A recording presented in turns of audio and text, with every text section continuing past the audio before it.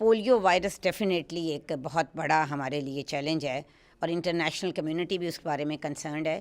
لیکن ہمیں ایک چیز ذہن میں رکھنا چاہیے کہ انکریزنگ نمبر آف کیسز ہماری بہت بڑی پریشانی ہے، لیکن یہ ان ایریاز میں سے ہے جہاں 2 سال سے پولیو ویکسین ہوئی ہی نہیں تھی. صرف پولیو نہیں، کسی قسم کی روٹین امیونائزیشن بھی نہیں ہوئی تھی. سو اگر آپ ان کے ریزروائر دیکھیں تو وہ وہی علاقے ہیں.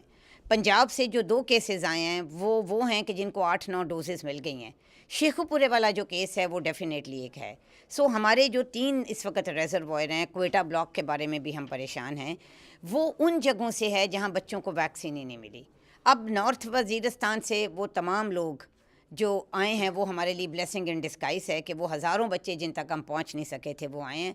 پرائم منسٹر صاحب نے اس پہ رپورٹ لی ہے. انٹرنیشنل ہیلتھ ریکمنڈیشن کو ہم پوری طرح سے امپلیمنٹ کر رہے ہیں، اور آپ کو اندازہ نہیں ہے کہ جو ویکسین کی ریکوائرمنٹ ہے، جو ریپڈ رسپانس کیس کے لیے ویکسین تھی، وی ور ایکچولی امیجننگ کہ یہ 10 ملین ہوگی، جو کہ 15 ملین ہوئی ہے.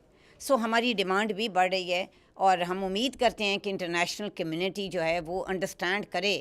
You can't compare Pakistan with any other country. I mean, I was just discussing this with Nigerian people. Somalia کے لوگوں سے، جو بھی لوگ وہاں اینٹی اسٹیٹ ایلیمنٹس ہیں، بوکو حرام ہیں اور لوگ ہیں، وہ حکومت کے خلاف ہیں، پولیو کے خلاف نہیں ہیں. وہ جب بھی اس طرح کا کوئی ہوتا ہے تو وہ سیز فائر، وہ کیمپین کرنے دیتے ہیں. Our situation is entirely different and the problem which we are facing and against the war and this extremism.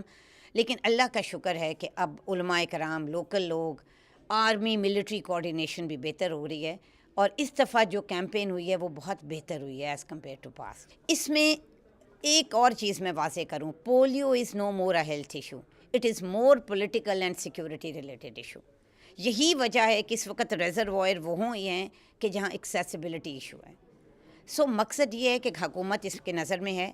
یہ پہلا سوشل ورک پروگرام ہے کہ جس کے لیے پرائم منسٹر نے آرمی چیف سے بات کی ہے سوشل سیکٹر کا. So even they are on board.